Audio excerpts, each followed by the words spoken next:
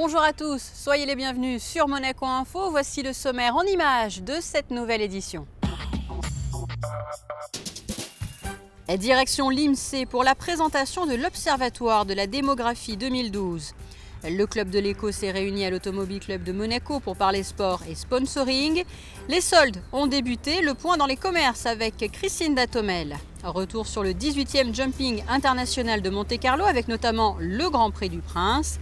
Et puis tout au long de la semaine, zoom sur les établissements qui proposent des études post-bac. Coup de projecteur aujourd'hui sur l'Université internationale de Monaco.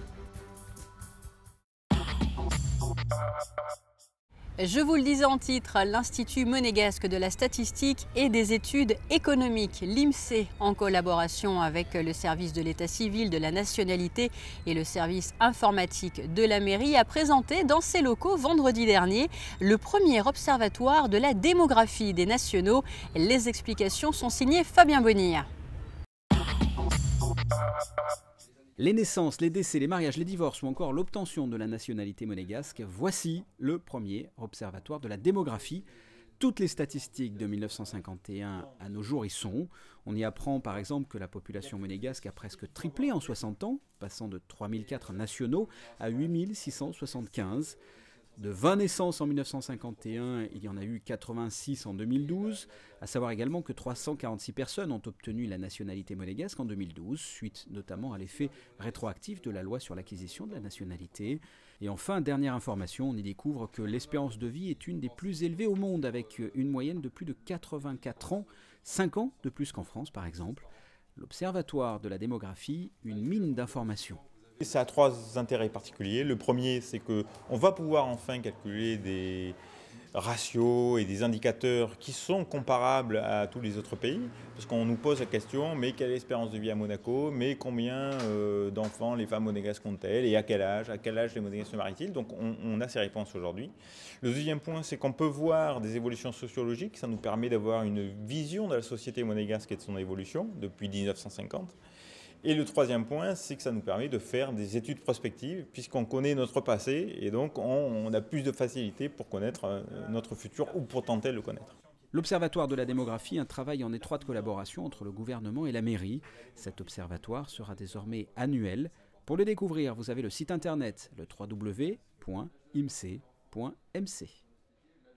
Après des réunions pour parler santé ou encore attractivité, le club de l'Éco Nice Matin s'est de nouveau réuni le 28 juin pour parler cette fois-ci de sport et de sponsoring dans un lieu bien emblématique, l'Automobile Club de Monaco. Un reportage. Le sport et Monaco, une histoire qui ne date pas d'hier, et l'actualité de ces derniers jours avec le Jumping International de Monte-Carlo en est une parfaite illustration.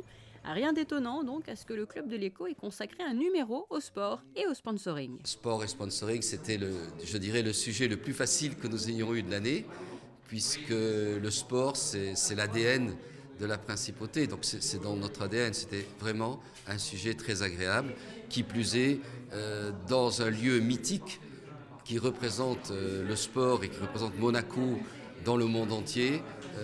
L'Automobile Club de Monaco et son Grand Prix de Formule 1. Le partage de valeurs pousse de nombreuses entreprises de secteurs très variés à apporter leur sponsoring à des événements sportifs. Le partage de valeurs, mais pas seulement. En général, et je le vois dans les sponsors qui sont autour des sports que je fréquente, et j'en fréquente énormément, à l'initiative, c'est toujours parce que le chef d'entreprise qui est passionné par le sport en question. C'est très rarement pour des raisons de retour d'image, c'est vraiment par passion. Cette passion amène donc des sociétés à l'image du groupe Monte-Carlo SBM à soutenir des manifestations ou des clubs plus largement, comme la SMFC par exemple, remontée en Ligue 1 pour la prochaine saison. Objectif sportif, briller au plus haut, et en matière de sponsoring, les objectifs ne manquent pas non plus. Nous derrière, c'est de fédérer un maximum de sociétés au Stade Louis II pour qu'elles puissent inviter leurs clients, leurs prospects, vivre des moments uniques et des émotions pour passer un bon moment et faire du business aussi derrière. Alors, est-ce que vous diriez que vous recherchez pour l'heure plus de sociétés locales ou un côté beaucoup plus international finalement ? Les deux. Les deux, sur le plan local, il y a une vraie émulation. On est extrêmement sollicité pour toutes les hospitalités, les loges, les places VIP. Et sur le plan international, on est aussi en train de contacter et de renouveler tous les partenaires pour faire la promotion de leur marque et affilier leur image à l'image du club de Monaco. Prochaine édition du Club de l'Éco à l'automne dans le cadre du rendez-vous Monaco Business. En bref et en images. De l'Automobile Club de Monaco au ministère d'État, où a été organisée une réception en présence de son Excellence Michel Roger, ministre d'État, et de Monseigneur Bernard Barcy, archevêque de Monaco, à réception de l'Association des Chevaliers Pontificaux. Et quittons le Rocher pour rejoindre, vous le découvrez à l'image, la caserne des sapeurs-pompiers de Monaco, et plus précisément donc celle de la Condamine, où des casques ont été remis à 4 nouvelles recrues. On leur souhaite bien sûr la bienvenue.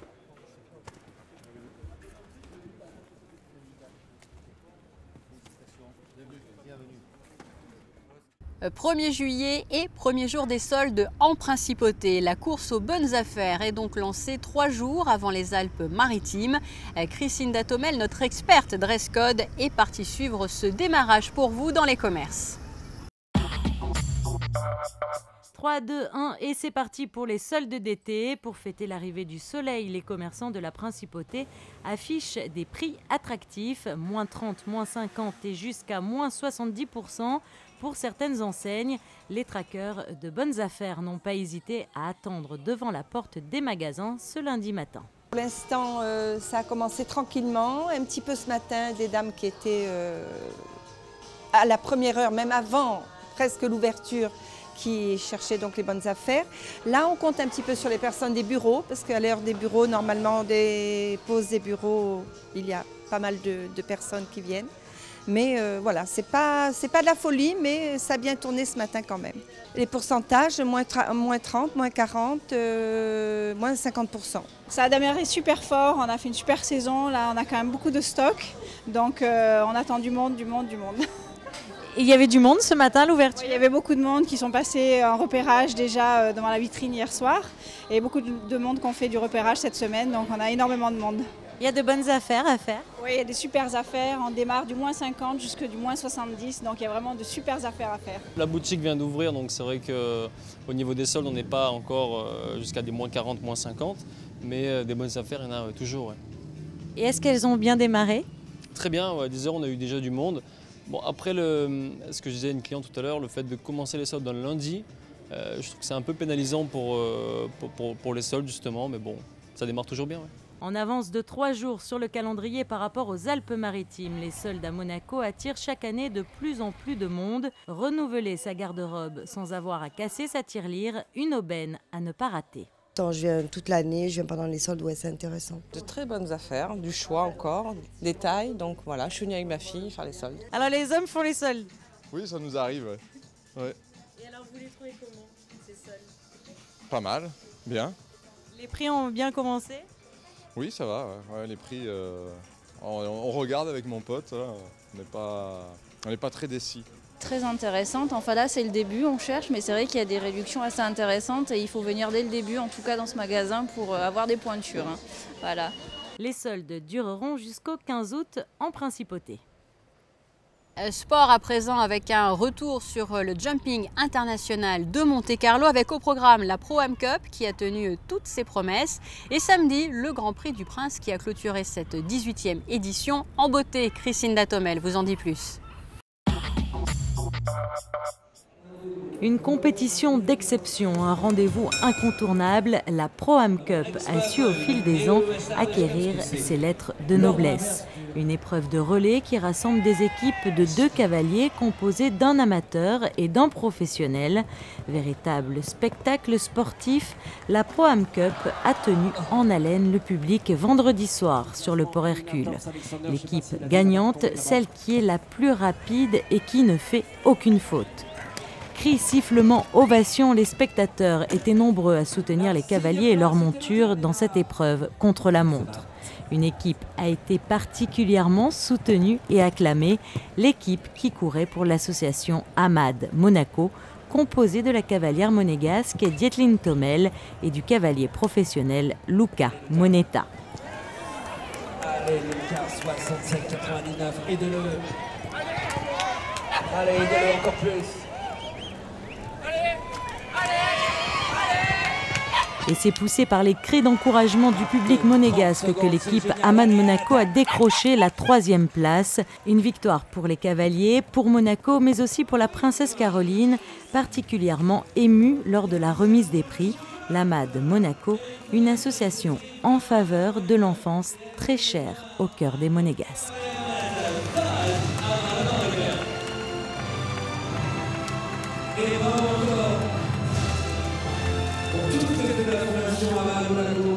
Alors, la première chose est que nous avons besoin d'invertir la veste. Hein. C'est elle est professionnelle, je suis nul. Elle a monté magnifique, elle a fait un parcours vite, parfait, elle n'a jamais tiré la bouche.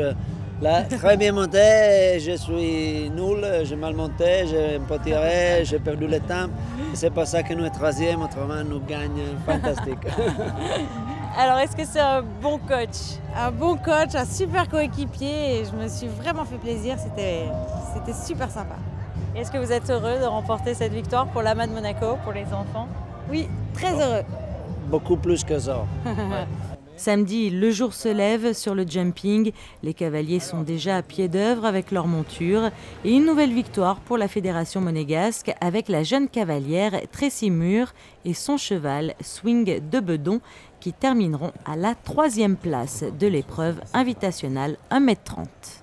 En bord de piste, nous croisons le chemin de l'entraîneur du cavalier monégasque Wenceslas Tomel, le seul à représenter la principauté au haut niveau. Présent lors de ce jumping dans des épreuves allant de 1,40 m à 1,45 m avec son cheval Willibald. Le jeune cavalier est coaché depuis peu par Hervé Godignon et s'entraîne en Normandie. Hervé Godignon, une sommité dans le monde équestre que l'on ne présente plus. Le jumping, c'était un peu en demi-teinte parce que voilà, sur le plan des résultats, on a eu des petits soucis avec le cheval, qui n'est pas un cheval facile, que Wen découvre depuis peu de temps, et puis moi depuis encore moins longtemps, donc il y a certainement encore des choses à faire. Mais apparemment, voilà, on doit continuer notre collaboration un petit peu plus longtemps. Est-ce qu'on peut espérer un jour le voir aux Jeux Olympiques? Il n'y a aucune raison, absolument. Vous savez, tous les cavaliers qui sont là ont commencé un jour. Wen a déjà, je trouve, un bon niveau en tant que cavalier. Maintenant, ce qui fait la différence d'un concours à l'autre dans son importance et donc d'un niveau d'épreuve à un autre, c'est aussi un petit peu la machine qu'on a sous les fesses. Donc le facteur cheval est extrêmement important et on ne peut pas envisager de faire un Grand Prix de Formule 1 avec une Renault Clio ou même une Formule 3. Donc voilà, il va falloir travailler sur le fait d'essayer de fabriquer un piquet de chevaux capable d'aller à ce niveau-là. Va ensuite le soir et le tant attendu Grand Prix du Prince de Monaco. Au départ, 49 cavaliers internationaux et leur monture. Ce CSI 5 étoiles présentait des hauteurs allant jusqu'à 1,60 m. Un tracé complexe et une tension palpable sur la piste et dans les gradins. Le sans faute et la vitesse étaient de rigueur dans la première manche pour avoir la chance de se qualifier pour la seconde manche, car seuls 18 cavaliers étaient retenus. Dans la seconde manche, le parcours était différent et tout aussi compliqué. Sur les 18 cavaliers en course, seuls les sans faute se qualifiaient pour le barrage. Le tiercé gagnant, William Funnell, Richard Spooner et Edwina Tops-Alexander. Après un suspense haletant, l'Américain Richard Spooner sur Cristallo remporta ce Grand Prix du Prince, suivi de William Funnell et d'Edwina Tops-Alexander. Historique, Richard Spooner, en remportant cette épreuve, signe sa 3e victoire à Monaco. Extatique, je ne peux pas y croire, je n'ai pas de mots. Durant la seconde manche, c'était difficile, mais j'ai été chanceux car tous les autres ont fait beaucoup de fautes. Spécial cheval pour moi, I love him. J'aime mon cheval. Ça a tourné en ma faveur, du coup, je n'ai pas dû aller trop vite au barrage. Ça a vraiment bien fonctionné pour moi. But that worked in my favor, so I didn't have to really go so fast in the jump off, so it worked out great for me. And you are happy? Very, yes, very happy. Le cavalier italien Luca Moneta, qui a signé une belle 3e place lors de la Pro Am Cup, pas si nul que ça, termine quant à lui à la 5e place de ce Grand Prix. Les Français Thierry Rosier et Roger-Yves Bost terminent quant à eux 8e et 15e au classement général. Rendez-vous l'année prochaine pour la 19e édition qui promet elle aussi d'ores et déjà des moments d'exception.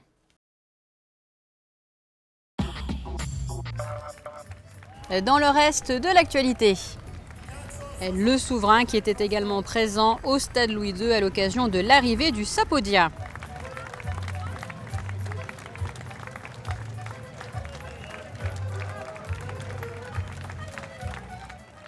Et pour clore cette édition, nous vous proposons de découvrir le premier reportage d'une série qui sera diffusée tout au long de la semaine, une série consacrée aux études que l'on peut suivre en principauté après le niveau baccalauréat. Coup de projecteur aujourd'hui sur l'IUM qui se trouve au stade Louis II, l'IUM, l'Université internationale de Monaco. Tous les chemins mènent à Rome, c'est bien connu, mais pour certains, ces jeunes en l'occurrence, les chemins mènent aussi à Monaco. Ils ont un peu plus de 18 ans, viennent d'horizons très divers, de Taïwan, de Moscou, de Paris. D'autres sont tout simplement monégasques et ont grandi en principauté.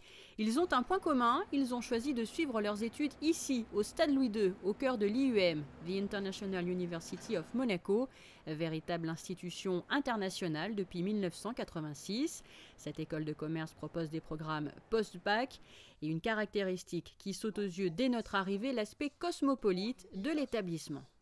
J'ai décidé de venir ici à l'IUM car il s'agit d'un établissement extrêmement international. Un autre avantage, sa taille, car lorsque l'on vient de l'étranger, c'est très important de pouvoir compter sur une atmosphère familiale. De plus, l'IUM nous donne vraiment les moyens d'atteindre nos buts et nos objectifs. Je suis né en Russie, donc je suis russe, et à l'âge de 4 ans, je suis venu vivre en France avec ma mère, et depuis j'ai fait mes études en France, donc 14 ans. Je suis assez jeune, j'ai 18 ans, et l'année dernière, donc j'ai décidé d'aller à l'IUM, et ça fait déjà ma 2e année ici. Donc. Alors qu'est-ce que vous étudiez concrètement ? Alors, qu'est-ce que j'étudie concrètement? Donc ça s'appelle le BSBA, c'est un Bachelor in Science of Business Administration. C'est un sort de diplôme assez général parce que ça couvre tous les éléments, que ça part du marketing jusqu'à la finance, ça passe par le management. Donc on essaie de couvrir toutes les étapes et tous les rôles qu'on peut avoir dans une entreprise pour pouvoir être à l'aise après dans tous ces rôles et pouvoir décider après au niveau du master ou au niveau justement de notre vie professionnelle d'être un petit peu plus spécialisé dans ce qu'on veut faire. Plus de 75 nationalités sont représentées ici. L'IUM est donc véritablement ouverte sur le monde et ne cesse de faire évoluer ses programmes. La notion de développement durable, par exemple, en est une belle illustration. Nous voulons en faire une dimension transversale dans tous nos programmes. On a développé des cours spécifiques, on a des professeurs qui sont particulièrement intéressés dans ces disciplines et on a commencé des discussions intéressantes avec plusieurs institutions de la principauté, puisque c'est un sujet bien sûr qui est très développé ici à Monaco. Au niveau master, il y a le programme en Luxury Management qu'on a développé depuis 6 ans à peu près, donc on propose plusieurs filières. En Luxury Goods and Services, en Retail Management et plus récemment en Hospitality Management. Après, on a d'autres filières, donc au niveau bachelor, par exemple, le Business Administration est le programme, je dirais, le plus fréquemment choisi, mais on a introduit aussi un programme en Communication et Entertainment Management qui commence à avoir un certain succès. C'est un programme nouveau que nous avons introduit depuis 2 ans. Avec une telle variété de programmes, il n'est donc pas étonnant d'apprendre que certains jeunes issus de l'IUM travaillent à Monaco, d'autres dans le monde entier, tout simplement, des États-Unis au Japon, en passant par le Royaume-Uni. Voilà pour les faits d'actualité, passons à présent à vos prévisions météo. Mardi, beau temps malgré la présence de quelques nuages, température comprise entre 20 et 24 degrés. Mercredi, un soleil caché temporairement par des nuages en cours de journée. Jeudi, un grand ciel bleu et de rares nuages, des températures plus élevées que les jours précédents, comptées jusqu'à 25 degrés l'après-midi. Et puis vendredi, belle journée, bien estivale, avec un temps assez chaud, mais l'on pourra compter sur une belle brise de mer. fin de cette édition. Merci pour votre fidélité. Je vous laisse à présent avec la suite de vos programmes sur Monaco Info et notamment le dernier numéro de votre magazine dédié au 17e Jeux méditerranéens, les Jeux qui se déroulent en Turquie. À très bientôt.